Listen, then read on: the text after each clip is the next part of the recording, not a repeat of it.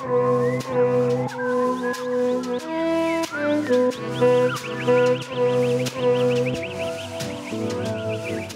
like to welcome everybody for my first cooking video here.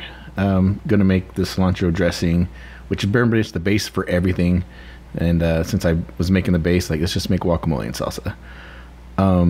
Everything with this is you're just gonna use a lot of cilantro. So usually get about 4 or 5 of these bundles and just start chopping at them.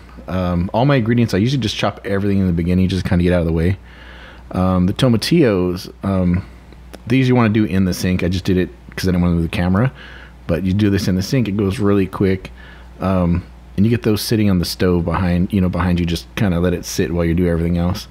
But it's pretty clean. You want to make sure you wash them off really well, because they leave like a soapy residue and stuff. So you want to make sure you get those all cleaned off, and you take a good bag full. Sometimes you've had a little left over, you can use them for something else. They keep pretty well.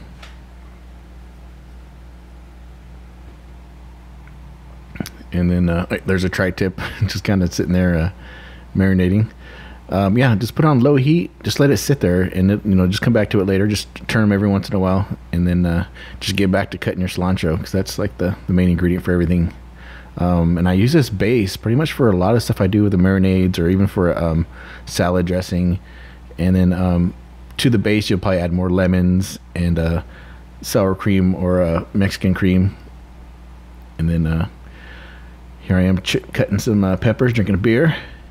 And some people totally take out the insides of the chili. Some people leave them. I kind of half-ass. I take most of the middle out on these. It doesn't really matter too much. And then I just kind of chop these up as fine as you want. These are Serrano chilies. Usually, I just kind of use whatever I have in my backyard or at the lab. Fresno chilies, depending on how hot you want it.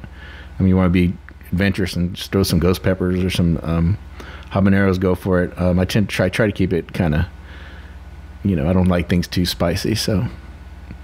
And I try not to use too many different types of peppers. Usually I try to stick to one, And then the bell peppers. Bell peppers are like the meat of the salsa that we're gonna make. They're just big. They're more sweet flavor. They don't have all the heat, but they add to the flavor of everything. So, and these I totally take the inside, takes all the whites out, and chop these up pretty good. I usually use yellow or green. I don't know why. I don't know if the color has any difference, but for me, it just kind of just for the texture and the look of it.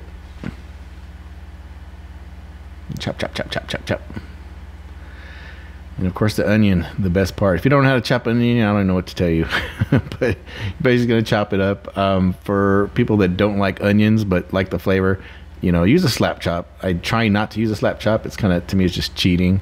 I try to cut everything by hand, but just chop up a bunch of onions, what you're gonna need. More chopping, chopping, chopping.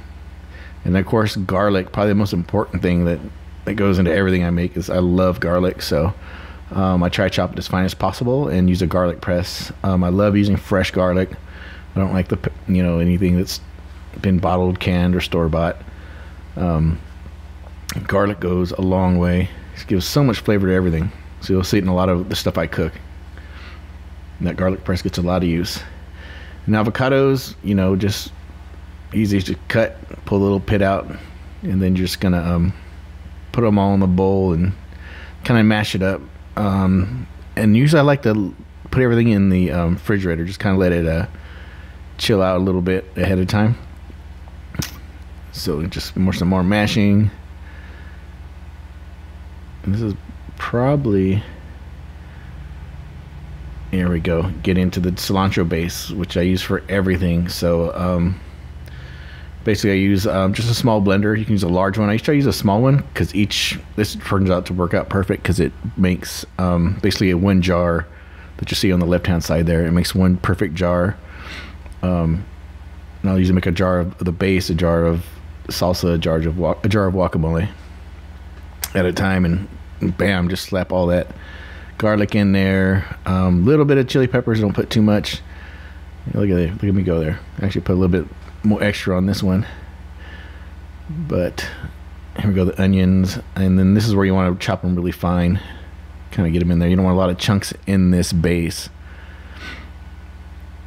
And then what's next? We're gonna throw in there. The lemon. Yeah, for the lemon, definitely use lemon. Probably use one lemon. I use a lot of oranges, more so than lemons. And definitely you don't want all the seeds in there, so use a strainer when doing that. And on the left, you'll see me grab a jar full of spices, and it's kind of just, I make a general assortment or just a jar of assorted spices and herbs and stuff. And I'll post some of what's in there below in the comment section, and it's pretty good. It's a good general seasoning.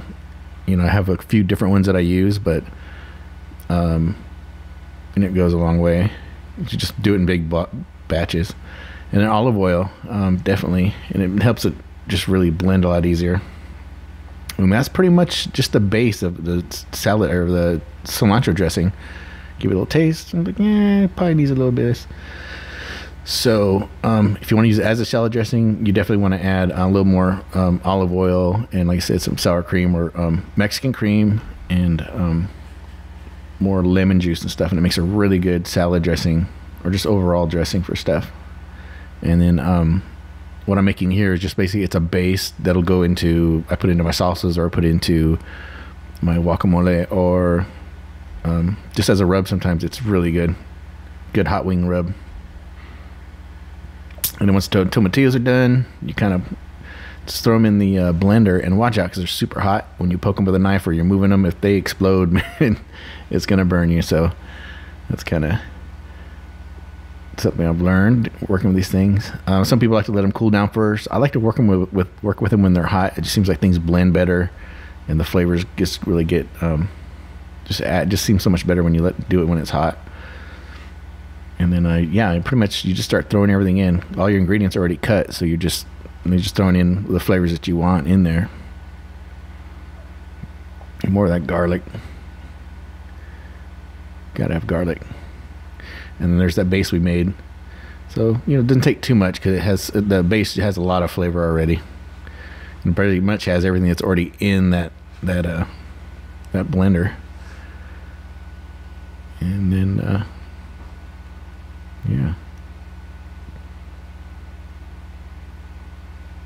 and it's still hot, so keep that in mind. You'll see it steaming there. It's no joke. That sometimes you forget that something is hot, and when you're used to making it when it's cold.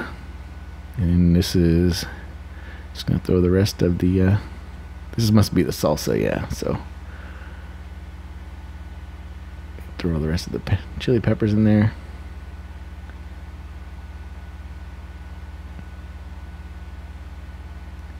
What else we got? The meat, as I call it, just the part that's going to bulk it all up. The bell peppers.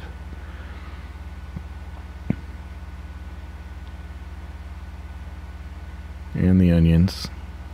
Some people don't use onions. Some people use different types of onions. I just use the white onions.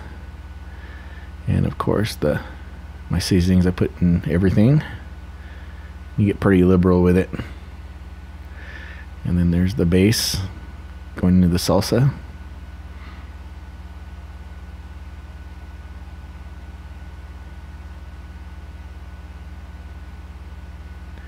And now we just mix it all up.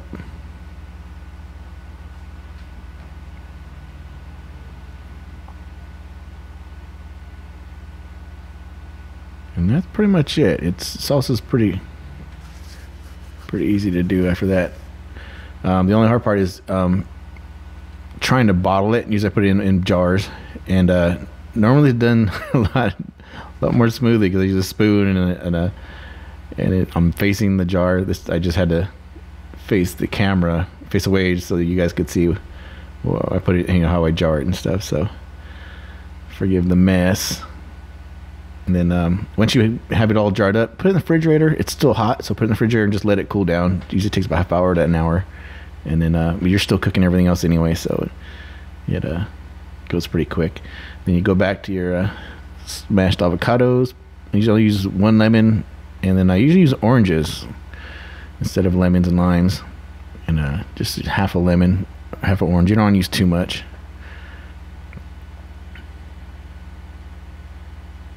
Yeah, make sure you don't want any seeds in there. And then just like everything else, you just start throwing your ingredients in. I don't use tomatoes in my guacamole. I just always find it kind of weird.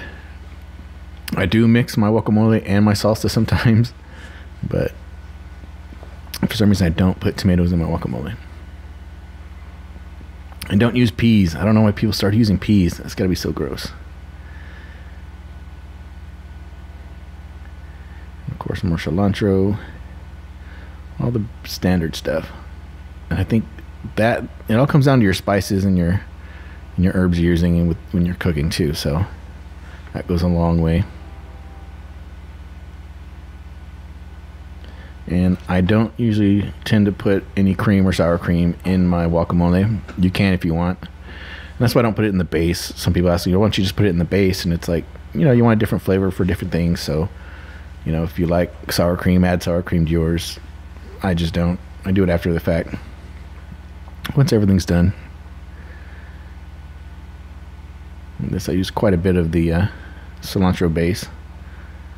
And the cilantro base, it just really has a different, it adds so much flavor to things. Even though all the ingredients are already in the guacamole, once you add the base, it really changes the flavor.